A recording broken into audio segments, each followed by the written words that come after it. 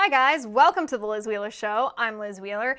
If you haven't subscribed to the show already, you know the drill. Go over to Apple Podcasts on your phone, click subscribe. Go to iTunes on your computer, click subscribe there too. On YouTube, you can find me at Liz Wheeler. Hit the bell on YouTube in addition to the subscribe button, because if you hit the bell, then I can tell you when we have a new episode, when I have a new interview, when I have a new video for you.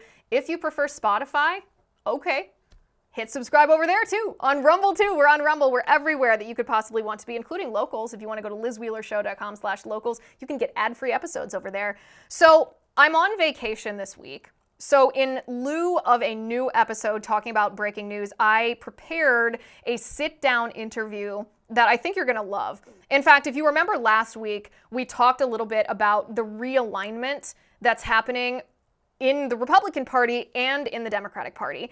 But I want to focus today just on the realignment that's happening in the Republican Party. How the old right, you know, the Republicans of 15, 20 years ago, these big spenders who propagated the forever wars, who sure gave us tax cuts sometimes, which I appreciate, but did not have the courage or the stomach to fight the culture war, how that is being phased out of the Republican Party by you and I. You and I are part of the new right, or at least part of elements of the new right. We embrace elements of the new right. The new right understands how critically important the culture war is to fight, and how if we don't fight the culture war, whether this is abortion, whether it's, you know, gay marriage, whether it's queer theory, whether it's critical race theory, whether it's parental rights, if we don't fight the culture war, then that leaves our governmental structure vulnerable.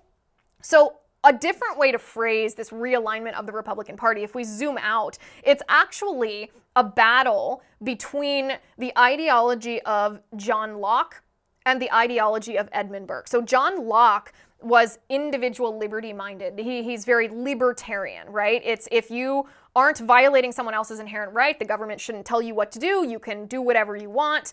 And this became very, very popular among Republican politicians and conservative voters as well for a long time, until the new right began to realize that libertarianism, as great as it sounds, I mean, I once identified as more of a libertarian-leaning conservative, although not full libertarian. As great as it sounds, it's actually just a utopian idea. It doesn't work. And so Edmund Burke proposes this idea not of absolute liberty, but of ordered liberty.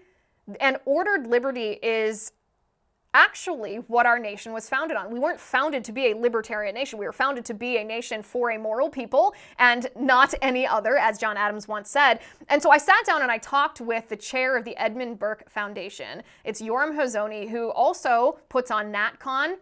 All these interviews were at NatCon, as you know. We conducted dozens of interviews at NatCon, and it was totally fun with all the speakers. So I sat down and I talked to Yoram about the history of this philosophical battle between John Lockean ideas of liberty and Edmund Burkean ideas of liberty. And it's just as nerdy as it sounds, but it's really, really fascinating. It's really interesting to see what the new right is building themselves on, what the foundation of the new right is. Because if you don't understand the foundation, then sometimes political actions don't make a lot of sense, or you can fall prey to the arguments from the other side, whether it's Democrats or whether it's arguments from the old right.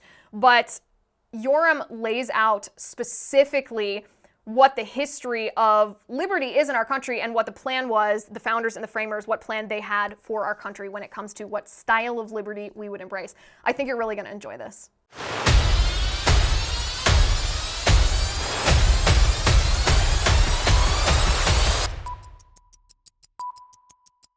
Okay, I like Genucel because people say puffiness and bags under the eyes are the hardest things to get rid of. You don't have to tell me that.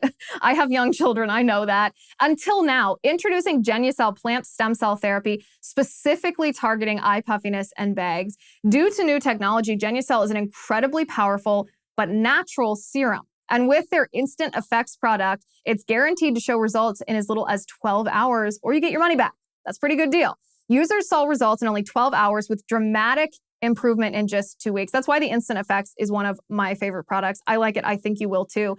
Genucel contains 8 ingredients. This is how it works to significantly reduce the appearance of bags and puffiness. Plus, Genucel uses patented plant stem cell technology to improve the longevity and the brilliant long-term results. So it's not one of the products that you put on, you look great, and an hour later you are dull and baggy again. If you go to genucel.com/Liz right now, you can try it risk-free. Say goodbye to puffiness and bags today. Order right now. If you use my special code LIZ, you will get an instant 10% off your order. That's right. Genucel promises the best skincare, the best results, or your money back. Go to genucel.com/Liz, GENUCEL.com/Liz. And if you use my promo code Liz, you will get 10% off your order today. You'll be glad you did. Hello, welcome to the Liz Wheeler Show. I'm Liz Wheeler. We are here in Miami, Florida at NatCon 3. And I'm sitting here with the man who puts on this conference. He's the chairman of the Edmund Burke Foundation and author of Conservatism Rediscovered, Yoram Hazony. Yoram, thank you for sitting down with me. Sure, my pleasure. Thank you for having me again. Of course, of course. So before we get into the Edmund Burke side of the conversation, which I am excited to talk about, I want to just ask you about this conference. And my first question is, which panel has been your favorite this year? Oh, come on. That's like asking you, which of your children is your favorite? Look, I'll tell you, I think there's a lot of important things happening here, but one really, really big thing is that this year, for the first time, we have 2 panels on Protestantism and 2 panels on Catholicism. And this reflects, I think, something that the media has not yet seen, but it's going to be very, very big. There's a very large shift going on in Christian America across denominations. Young people, they want to fight. They can see the Marxism coming, and they're sick and tired of being part of a system that's effectively creating an atheist America. It's going to change everything. We haven't seen this kind of thing, since the 1980s. And people forget, Ronald Reagan was not put in office by libertarians. It was these big Christian revival that put Ronald Reagan in office. I think that's coming. Well, it's interesting that you say that, because a lot of Christians throughout the last 30 years have said, listen, what we're facing in our country right now isn't just Democrat versus Republican. It is a godlessness that has pervaded our whole culture. And it's not just a political solution that's prescribed or that needs to be prescribed. We need to have a spiritual revival. Do you see that happening? I think it's happening. Look, what I can't tell, I don't know if it's going to be big enough, and I don't know if it's going to be fast enough. This depends on the hearts of individuals, of communities across the country. But I do think what I feel is happening is there's going to be a big force, a social force that's reacting not just to the Marxism that's coming, but also to the liberalism that created this Marxism. And people saying we just need a different framework. And the heart to that framework is that the Bible used to be the cornerstone of public life in America and, in other countries. And it's been, after World War II, it was wiped out. And I think it's coming back. I think people just see there's no alternative anymore. And you can see that at this conference, that the first really clear signs of new leadership, young leadership across different religious movements, they're stepping forward. They know if they don't do it, the country's gone. It's almost like a forest fire where in the carnage, new life springs forth. This is maybe the result of a failed experiment in cultural atheism, and the result is this new growth. I hope you're correct. This conference is not centered on one denomination or one religion, but there are a lot of religious people here in talking about how traditionalism, especially, impacts national conservatism. So I do want to ask you to define that term, because you've brought this term to the United States in a way that we haven't really seen before. A lot of people don't understand what it means. They say, oh, is it just nationalism? Is it Christian nationalism? Can you give us a definition of national conservatism? Well, look, first of all, national conservatism is kind of redundant. I mean, an Anglo-American conservatism, a traditional American conservatism or an English conservatism, it has the nation at the heart of it, because these are biblical countries with biblical political traditions, and when you read Scripture, especially the Old Testament, you see that the nation in covenant with God, that's the political center of the political tradition that, that these countries grow out of. So saying national conservatism, it's a little bit redundant. It's like saying, family conservatism or religious conservatism. I mean, really all of these things should be part of the inheritance of Britain and of America and at the dead center.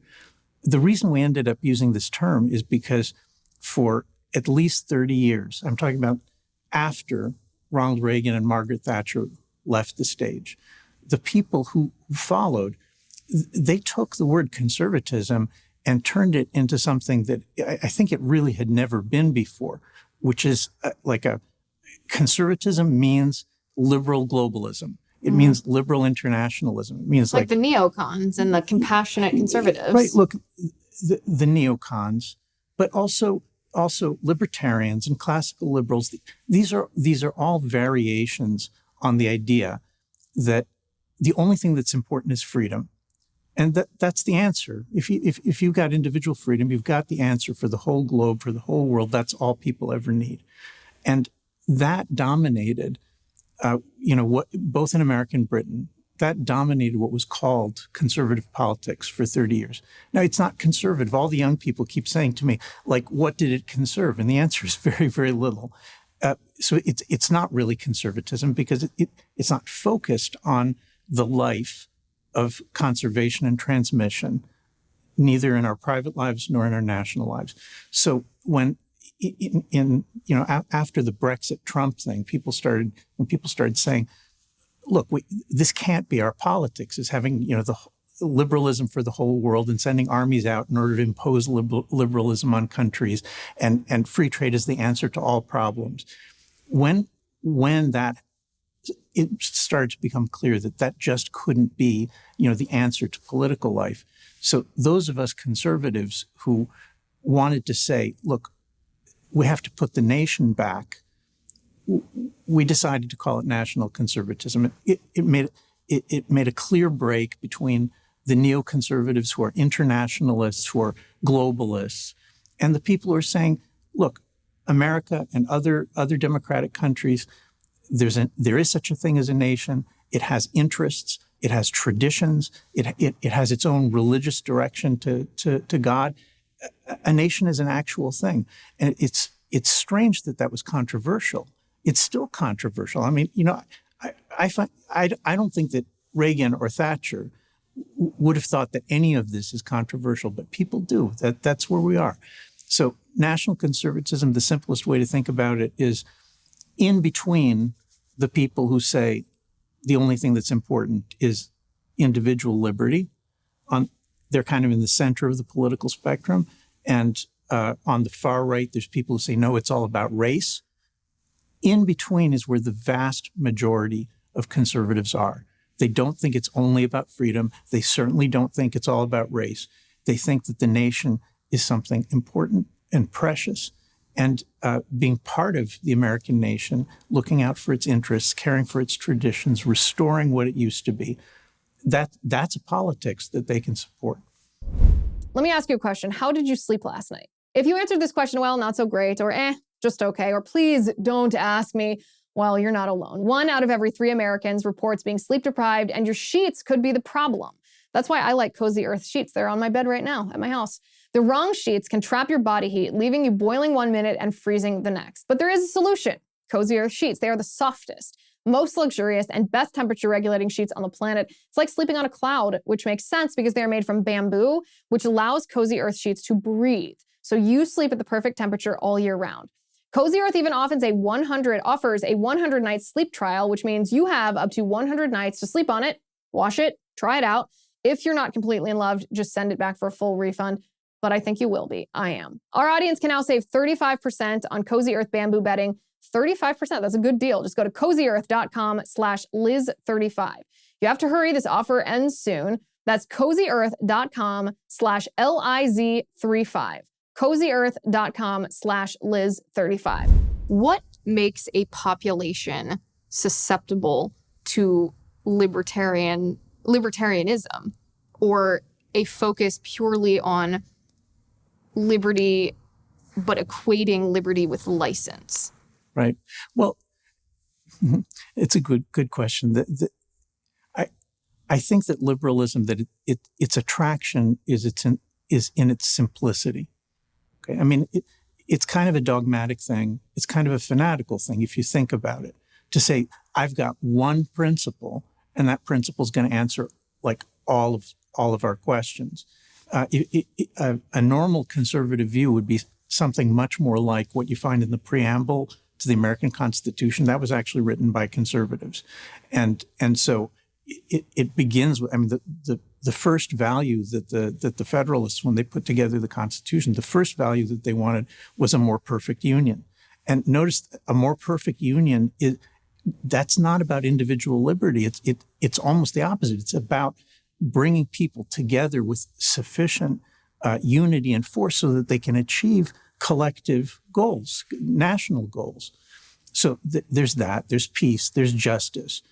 There's 7 different values in the preamble to the Constitution. 7 different goals of government, and one of them is the blessings of liberty. But it's one of 7.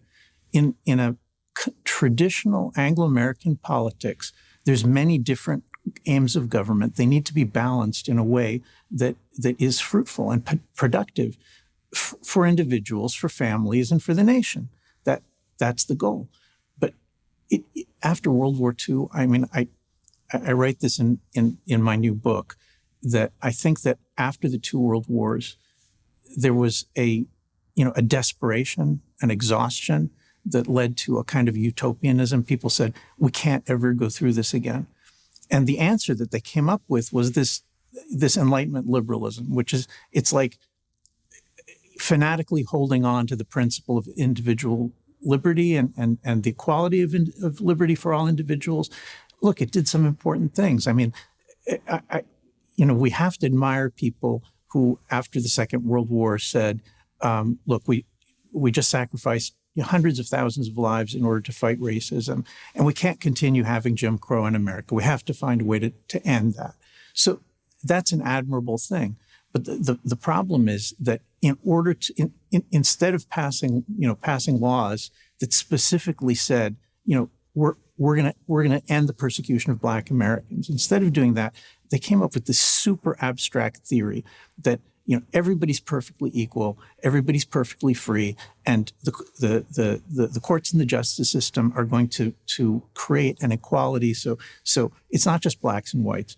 Men have to be perfectly equal to women, and Jews and Christians and atheists, they all have to be perfectly equal. And foreigners from different countries have to be equal, and they have to be equal to people who grew up in the United States. And then it just keeps going. So then you can't discriminate on the basis of age. You can't discriminate on the basis of sexual orientation. And people just keep inventing new ways to say, oh, look, I see an inequality. Let's take all of government and bring it to bear to try to force society to end that inequality. And let me interject here if I might. Yes. And I want to qualify what you're saying or clarify what you're saying. When you're saying equality, you mean equal outcome, not equal protection of the law. Yeah, for sure. Look, equal protection of the law is one of our most ancient and cherished values. It's in the Bible explicitly, and it's handed down like as the cornerstone of civilized law everywhere. But equality of outcome is a utopian fantasy. And the more dimensions that you add, like the more ways in which you say, oh, and also I want equality of outcome in that way and in that way and in this other way. What you're doing is you begin with something that's a fantasy. You apply huge government force, and then you keep inventing additional ways to keep trying to force things. Look, it's just suicide to try to pursue that course. It also breeds authoritarianism because someone has to be the arbiter of the outcome. Yeah. Which means that person gets to determine who wins and who loses. And that's the same as authoritarianism. Yeah. So you're uniquely qualified to answer this question. And this is a more philosophical, you are the chairman of the Edmund Burke Foundation. Okay. So it is very fashionable to be a libertarian. It's very fashionable to philosophically align yourself with John Locke versus Edmund Burke. But if you look at the history of the founding of our nation, those who would align themselves with John Locke say, well, our founding fathers, particularly Thomas Jefferson, was very Lockean in his philosophy. Was our nation founded on the philosophy of John Locke or on the philosophy of Edmund Burke? Oh, gosh, you got to read my book. I have read your book. Okay. Oh, all right. So that's why you're asking me. Yes. All right. Okay. So I'll do a little book report here, but this is only the beginning of the book. It's not the middle. There's other good stuff in the book. Look, John, if we think about, let's make it really simple. A liberal is somebody who thinks that the basis of politics, the way to look at the political world, is individuals should be free. They should have liberties. That's the issue.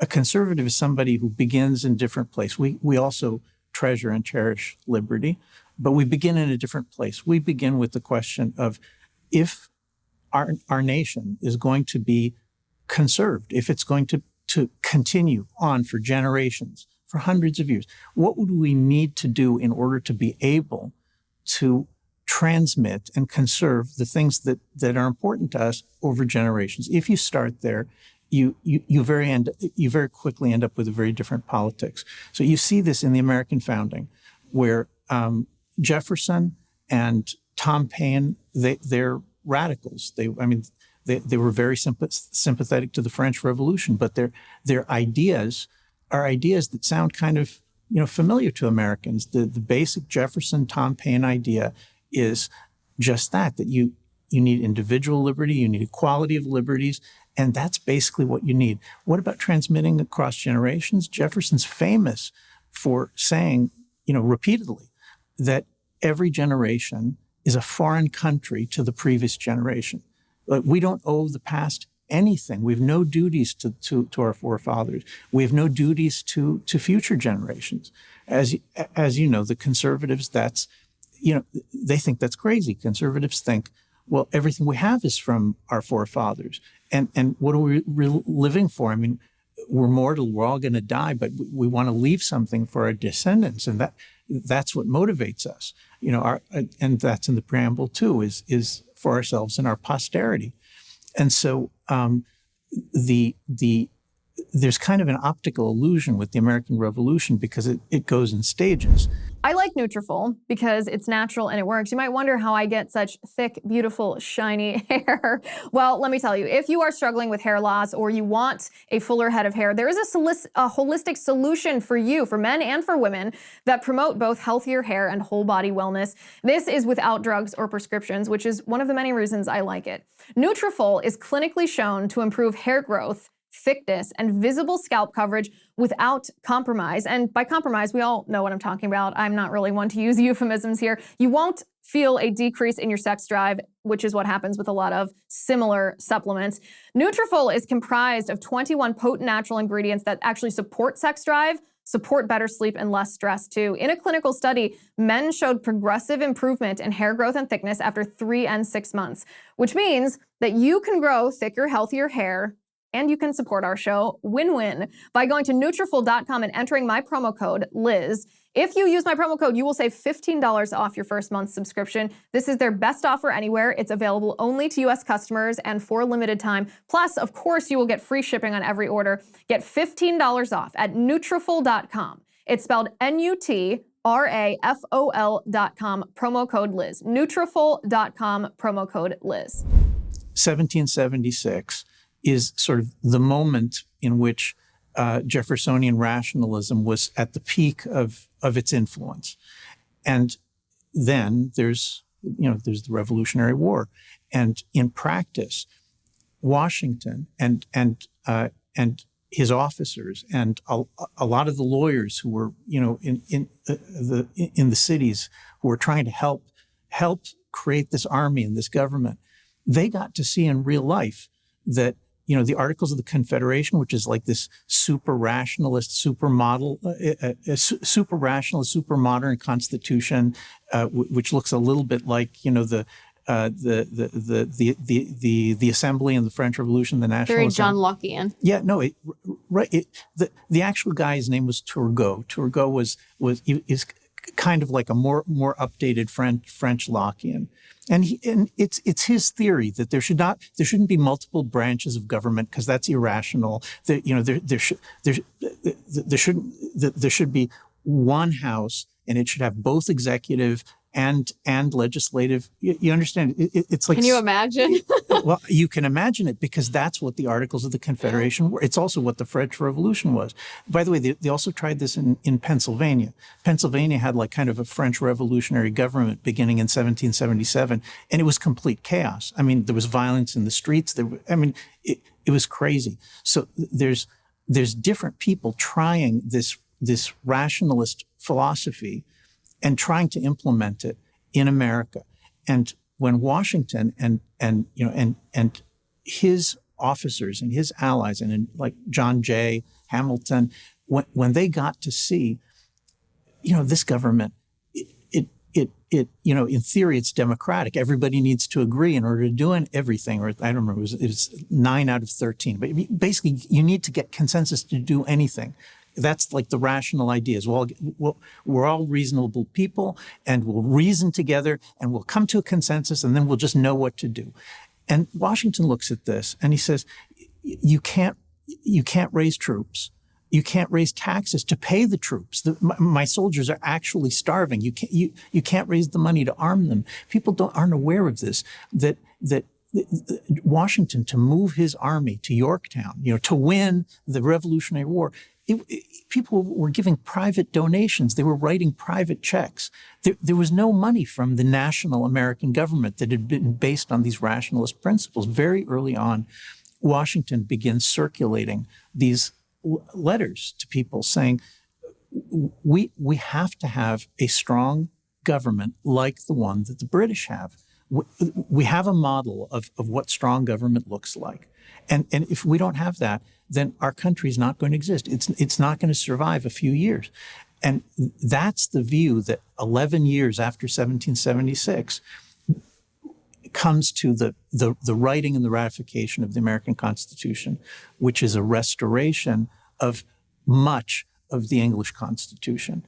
And that's the disagreement between liberals and conservatives at the American founding, is that the conservatives are saying, your rationalist stuff, it doesn't work in real life. It's a dream. It's nice. It doesn't work. What works is what they've got in England.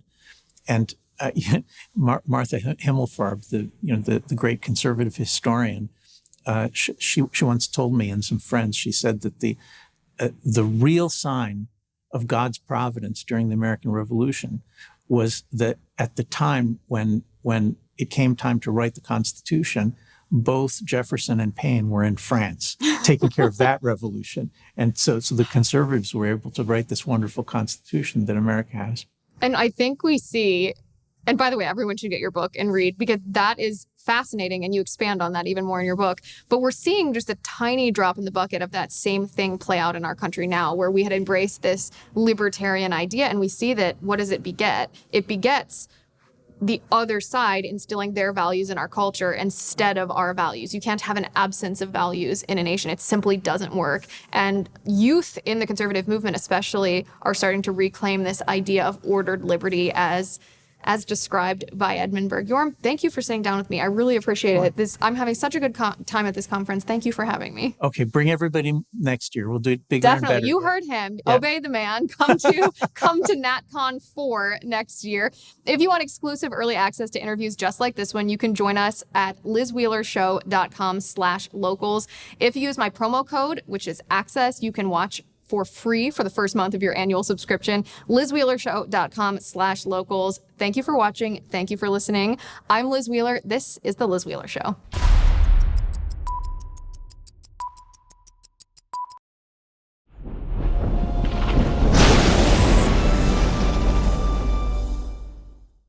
If you haven't already, give this video a thumbs up, hit the subscribe button below, and ring the bell to make sure you never miss a video.